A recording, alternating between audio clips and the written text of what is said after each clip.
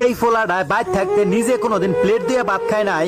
এই ফোলাডা আজকা প্রবাস আইয়া 12 ঘন্টা কাম কইরা বছরের পর বছর ফাঁক কইরা পরে খায়, শুধুমাত্র তার পরিবারের মানুষের আর নিজের কিছু স্বপ্ন পূরণ করার লাগিয়া।